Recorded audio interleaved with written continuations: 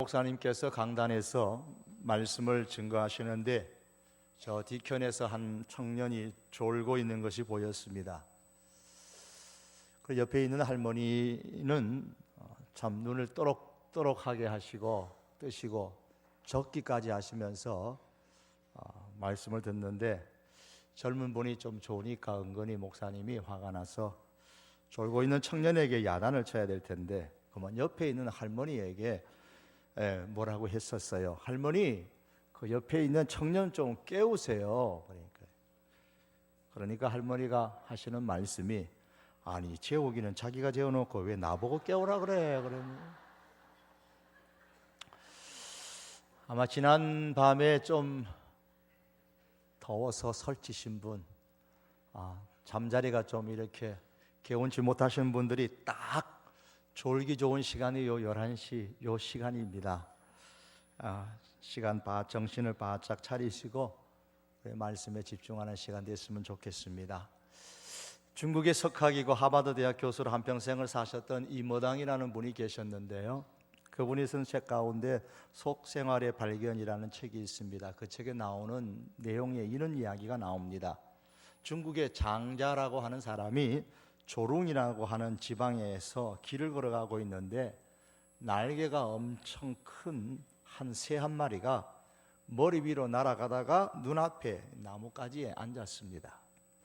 그 숲에 앉은 것을 보고서 장자가 옳지, 저 새를 한번 구경해야 되겠다. 가까이 다가갔는데 미동도 하지 않고 가만히 있는 겁니다. 그러자 이 장자의 마음이 조금 바뀌었어요. 한번 잡아볼까? 그래서 활에 화살을 준비한 후에 가까이 다가갔는데도 더 가까이 갔는데도 새가 꼼짝도 하지 않는 거예요.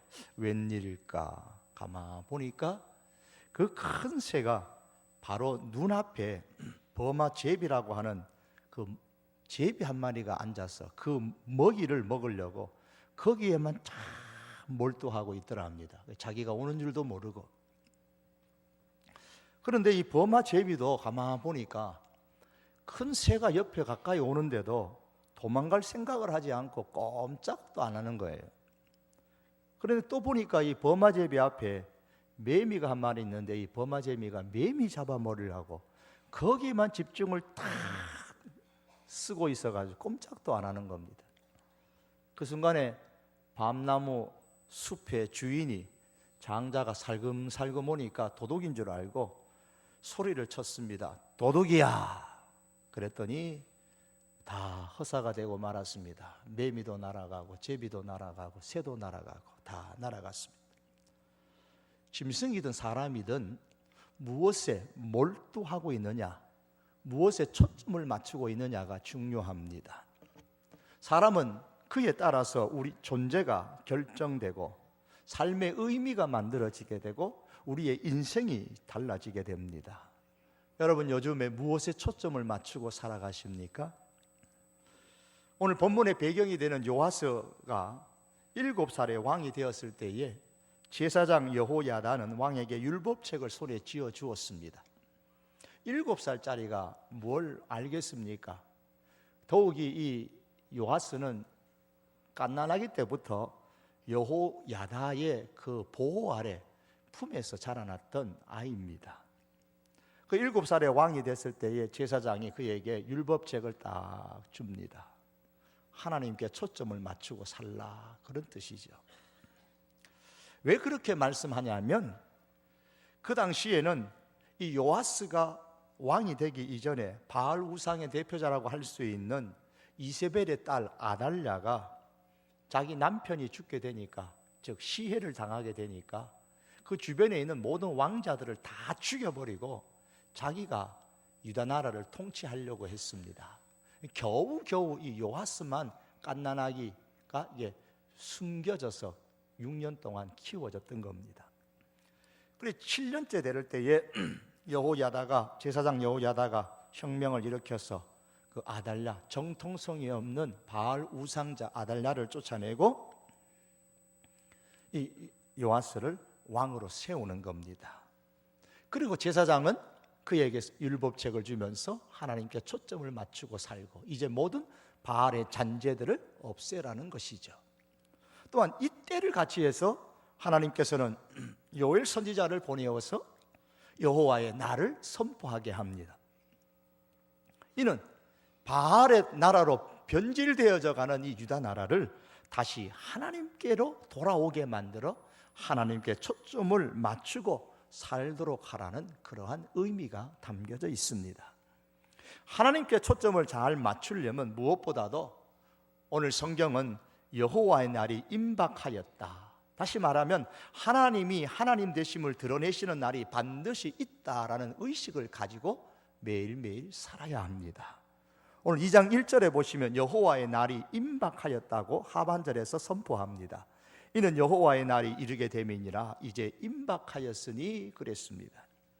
임박한 여호와의 날에 대하여 1장에서 이미 말씀을 드렸는데요, 메뚜기 때로 표현을 했습니다. 메뚜기 때 재난, 이 메뚜기 재난보다 더 엄청난 여호와의 날이 올 것이라 그랬습니다. 이것을 2장 2절에서는 워낙 강하니까 많은 그리고 강한 백성으로 표현을 하고 4절에서 11절에는 큰 군대의 모습으로 설명을 하고 있습니다.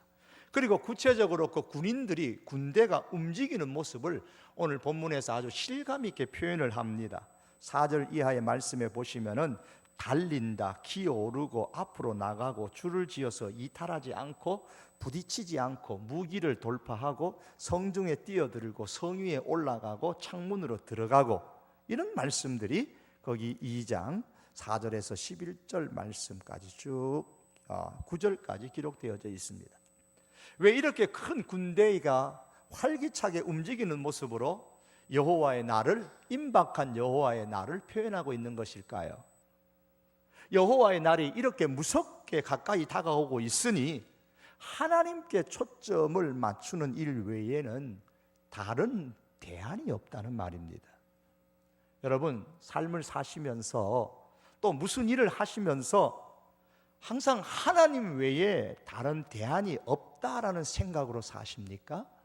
아니면 하나님이 안 도와주시면 그래도 무기 하나 정도는 갖고 있습니다, 내 나름대로 살아갈 방책은 하나 세워놓았습니다, 아니면 이 정도로 사십니까?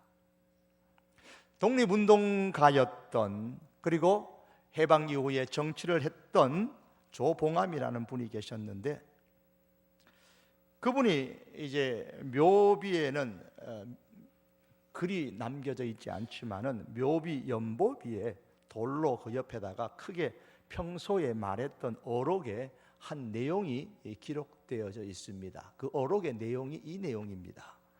우리가 독립운동을 할 때 돈이 준비되어서 한 것도 아니고 가능성이 있어서 한 것도 아니다. 옳은 일이기에 또 아니하고서는 안 될 일이기에 목숨을 걸고 싸웠지 아니하냐, 이렇게 적었습니다. 여러분, 이걸 읽으면 무슨 생각이 들까요? 많은 사람들은 가능성 때문에 접근을 합니다. 돈이 있으니까 우리 한번 이 돈 가지고 독립운동 해보자, 이것을 가지고 하면 5년 혹은 10년 혹은 15년 하면 독립이 될 것이다, 이런 식으로 생각해서 가능성으로 많은 사람들에게 호소하고 동의를 받아내고 설득해서 무엇을 하려고 합니다. 그런데 이 조봉암 선생은 그렇게 얘기하지 않았습니다. 우리가 그는 가능성을 보고 했느냐, 타당성을 보고 했느냐, 이 민족이 독립하는 것 외에 무슨 대안이 있겠느냐, 독립 안 하면 어쩌겠다는 거냐, 나라를 다시 세우는 것밖에 다른 대안이 있느냐, 일본의 속국으로 영원히 살겠습니까? 민족이 다 없어도 되겠습니까? 살 길이 이것밖에 없지 않습니까? 그래서 독립운동을 하는 것이 아니냐, 이렇게 이야기를 한 겁니다. 독립운동을 하는 것 외에는 민족의 살 길이 다른 대안이 없어서 한 겁니다.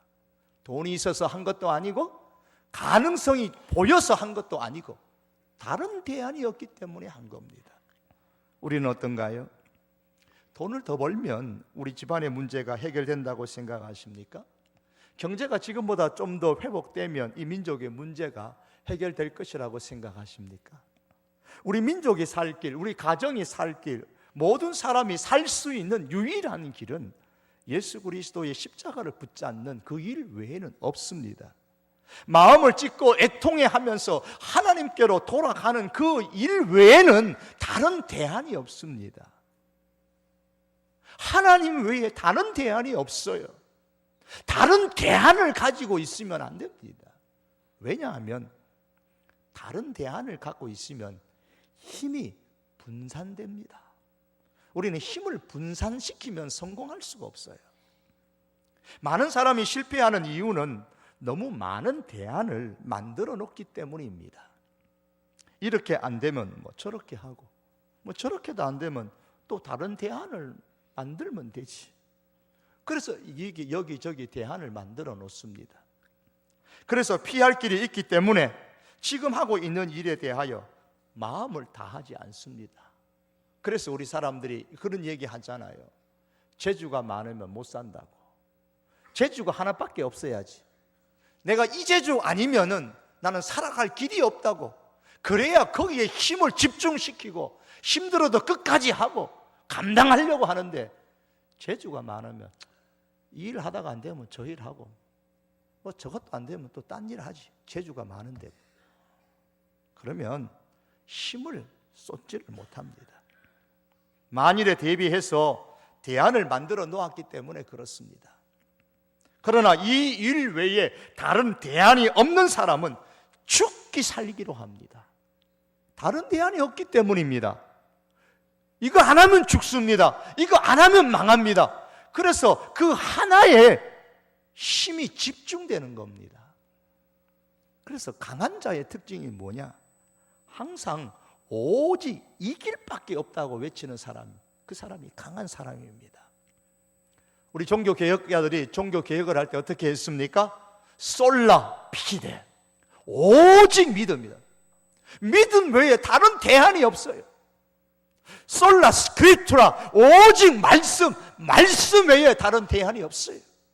전부 보면 솔라 오직입니다. 다른 대안이 없습니다.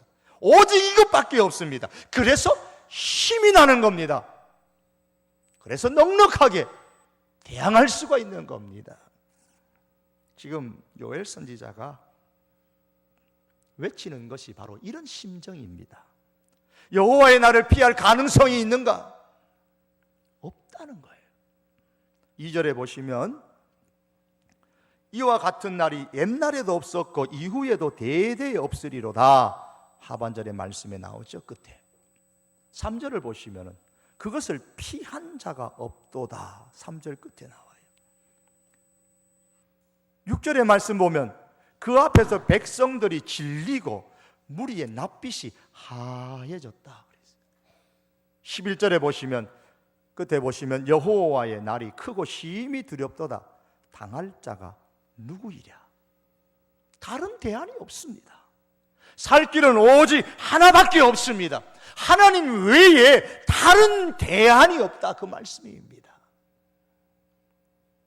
울고 애통하고 금식하며 마음을 다하여서 하나님께 초점을 맞추고 돌아오는 길 외에 대안이 없습니다. 우리 12절 말씀과 14절, 13절 말씀 우리 같이 한번 함께 읽어보시겠습니다. 다 같이 읽습니다. 여호와의 말씀에 너희는 이제라도 금식하고 울며 애통하고 마음을 다하여 내게로 돌아오라 하셨나니 너희는 옷을 찢지 말고 마음을 찢고 너희 하나님 여호와께로 돌아올지어다. 그는 은혜로우시며 자비로우시며 노하기를 더디하시며 인애가 크시사 뜻을 돌이켜 마음과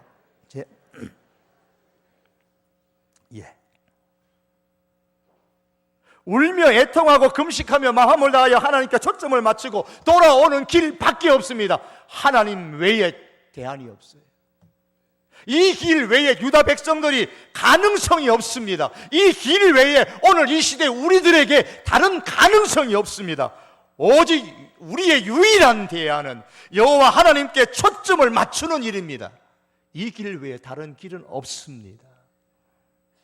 사랑하는 성도 여러분, 성도는 오직 이 하나에 초점을 맞추어야 됩니다. 하나님께 초점을 맞출 수 있기를 바랍니다. 하나님께 초점을 맞추고 돌아올 때에 다른 대안이 없는 줄 알고 오직 하나님께만 대안이 있는 줄 알고 그 하나님께 초점을 맞추고 돌아올 때에 하나님께서 우리를 사랑으로 품어주시고 회복해 하시는 은총을 베풀어 주시겠다고 약속을 하셨습니다. 하나님께 초점을 맞추고 사는 사람은 1절의 말씀처럼 나팔을 불고 경고의 소리를 질러야 됩니다. 시온에서 나팔을 불며 나의 거룩한 산에서 경고의 소리를 질러라, 1절에 그렇게 말씀합니다. 뭘 위한 나팔이고 무엇을 위한 경고의 소리입니까? 여호와의 날이 임박하였다. 하나님이 하나님 되심을 나타낼 때가 되었다. 그러므로 하나님 외에 다른 대안이 없는 줄 알고 하나님께 초점을 모으고 하나님께로 모이라는 나팔이요 경고의 소리입니다. 이것을 좀 더 구체적으로 15절과 16절에 보시면 무슨 나팔인가를, 무슨 경고인가를 말씀합니다. 15절 16절에 보시면 너희는 시온에서 나팔을 불어 거룩한 금식일을 정하고 성회를 소집하라. 16절에 백성을 모아 그 모임을 거룩하게 하고 장로들을 모으며 어린이와 젖 먹는 자를 모으며 신랑을 그 방에서 나오게 하며 신부도 그 신방에서 나오게 하고. 이 말씀에 의하면 두 가지입니다. 하나는 첫째가 잘 모여야 합니다. 금식일을 정하고 성회로 모이라 그랬습니다. 하나님께 초점을 맞추고 살기를 원하는 사람일수록 잘 모여야 합니다. 하나님 외에 다른 대안이 없다는 사실을 절대로 의식한다면 먼저 하나님 앞에 모이기에 힘써야 합니다. 혼자는 넘어져도 모이면 힘이 생기고요, 예루살렘 교회가 흠이 있음에도 불구하고 모델이 되는 그런 교회가 될 수 있었던 기초는 먼저 잘 모이는 데 있었습니다. 예루살렘 교회의 기본적인 특징이 세 가지가 있는데요, 그 하나는 잘 모인 겁니다. 날마다 성전에 모이고 또 집에서 모였습니다. 우리로 말하면 구역으로 모였습니다. 그리고 모여서 뭘 했느냐, 성전에 모여서 말씀을 먹고 집에서 모여서 말씀을 먹고 음식을 먹고 그리고 함께 교제했습니다. 잘 먹었고 잘 교제했습니다. 잘 모였습니다. 그런데 그 기본은 잘 모이는 데 있습니다. 잘 먹는 것도 먼저 잘 모임으로써 가능했습니다. 모여서 말씀을 듣고 모여서 음식을 같이 먹었습니다. 교제를 잘하는 것도 모임으로써 가능합니다. 잘 모이지 않는 곳에는 잘 교제하는 것도 없습니다. 특세를 한다고 하면 먼저 잘 모여야 합니다. 우리가 연초에 집이 다 멀지만은 그래도 500여 명의 성도들이 이 제단에 올라와서 함께 기도했습니다. 금요 기도회 하자 그러면 먼저 잘 모이셔야만 합니다. 주일에 예배를 위해서 잘 모여야 되고 오전에 예배뿐만 아니라 오후에도 그리고 수요 예배도 구역의 모임에도 우선 교회가 잘 모여야 합니다. 왜? 이것 외에 다른 대안이 없기 때문입니다. 이게 하나님께 초점을 맞추는 것입니다. 잘 모이는 곳에서 하나님의 큰 일이 시작됩니다. 누가 모여야 합니까? 16절의 말씀에 보시면 장로들을 모으라, 어린이와 젖 먹는 갓난아이도 모으라, 신랑 신부도 모으라 그랬습니다. 본래 신랑 신부는 1년 동안은 결혼하면 전쟁터에도 보내지 말라고 할 정도로 신명기 24장에 보면 특혜를 주었습니다. 그런데 그렇게 특혜를 받았던 신랑 신부까지도 그 신방에서 다 나오라는 겁니다. 하나님께 초점을 맞추고 모이는 데에는 이런 특혜가 없다는 말씀입니다. 예외 없이 모두 다 모이라는 말씀입니다. 갓난 아기 때부터 데리고 나오고 우리 노년에 이르기까지 다 모이라는 말입니다. 신랑 신부까지 모이라는 것은 사전 형편 봐주지 말고 모든 형편에 예외 없이 다 모이라는 말씀입니다. 이렇게 모이는 데 힘씀, 여기 하나님의 큰 역사가 일어납니다. 모여서 뭐 하라는 말씀입니까? 17절에 그 다음에 나오는 말씀, 여호와를 섬기는 제사장들은 낭실과 제단 사이에서 울며 이르기를 여호와여 주의 백성을 불쌍히 여기소서 기도하라는 말씀입니다. 제사장들을 보고 기도하라고 했습니다. 낭실과 제단 사이에서 백성들이 서 있는 곳, 낭실과 제단, 번제단 사이, 다시 말하면 백성들과 하나님 중간 위치에서 백성들을 위해서 기도하라는 말씀입니다. 이 당시는 오직 제사장들을 통해서만 백성들이 하나님께 나갈 수 있었기 때문에 이렇게 표현한 겁니다. 그래서 제사장들에게 울며 백성들을 위해서 기도하라고 한 것이죠. 그러나 오늘날에는 대제사장이신 예수님의 이름으로 이제 누구든지 하나님 앞에 나가서 기도할 수 있는 특권이 주어졌기 때문에 목회자들뿐만 아니라 갓난 아이로부터 어린이들, 청년들, 어른들 모두가 다 하나님께 모여 기도하라, 그 말씀입니다. 모여서 기도하는 그곳에 하나님 외에 다른 대안이 없는 줄 알고 하나님께 초점을 맞추고 함께 모여서 기도하는 그곳에서 하나님의 큰 역사가 일어납니다. 여러분, 우리 자신의 모습을 한번 보십시다. 어떻습니까? 많이 알지 못해서 능력이 없으십니까? 병약하십니까? 돈이 없으십니까? 고독하고 외롭습니까? 예, 현실은 충분히 그럴 수가 있습니다. 그러나 신앙은 이런 현실을 보는 것이 결코 아닙니다. 내가 많은 경험과 지식이 없다면 많은 경험과 지식이 있는 사람들보다 더 기도하십시오. 내가 돈이 없는 만큼 부자보다 더 기도하시고, 내가 병약한 만큼 건강한 사람보다 더 기도하시고, 내가 만큼 외롭지 않는 사람보다 더 기도하십시오. 그러면 하나님께서 더 크게 역사하십니다. 문제는 경험과 지식과 능력이 없는 것이 아니고, 돈이 없는 것이 아니고, 몸이 약한 것이 아니고, 나와 함께하는 사람이 없어서 내가 외롭고 쓸쓸한 것이 아니고, 믿음의 기도가 없는 것입니다. 이것이 가장 큰 문제입니다. 기도할 때에 하나님의 큰 일을 경험합니다. 오늘 본문에도 하나님께서 제사장들의 기도를 들으시고 하나님의 중심이 뜨거워지셔서 큰 일을 행하신다고 하셨습니다. 오늘 본문 18절에 읽지 않았습니다만 그때에 그랬습니다. 그때가 언제입니까? 12절에서 17절까지 나오는 바로 그때입니다. 하나님 외에 다른 대안이 없는 줄 알고 1절에서부터 11절까지의 이와 같은 여호와의 날이 임박했는데 하나님의 하나님 되심이 드러나는 이때에 위에는 하나님 외에는 다른 대안이 없는 줄 알고 하나님께 초점을 맞추고 살아가되 함께 모여서 가슴을 찢고 울면서 애통하고 기도하는 바로 그때입니다. 그때에 여호와께서 자기의 땅을 극진히 사랑하신다. 자기 땅을 위하여 중심이 뜨거우시며 그 말씀입니다. 그 백성을 긍휼히 여기실 것이라. 우리가 모여서 그렇게 기도하면 하나님의 마음이 뜨거워지시고, 우리가 모여서 기도하면 자기의 땅, 자기의 백성을 우리 하나님께서 극진히 사랑하신다고 하셨습니다. 그러므로 우리가 모여 기도할 때에 이런 역사가 일어납니다. 모여 기도할 때에 삶을 회복시켜주시는 그런 하나님의 큰 일을 우리가 볼 수가 있습니다. 모여서 무슨 기도를 해야 합니까? 오늘 17절 말씀에 의하면 제사장들은 이렇게 기도했습니다. 여호와여 주의 백성을 불쌍히 여기소서. 하나님의 긍휼을 구하는 겁니다. 하나님이여 긍휼히 여겨 주십시오. 그러니까 하나님께서 긍휼히 여겨 주시겠다고 18절에 말씀하셨습니다. 그의 백성을 불쌍히 여기실 것이며 주의 기업을 욕되게 하여 이방 나라들로 그들을 관할하지 못하게 하옵소서.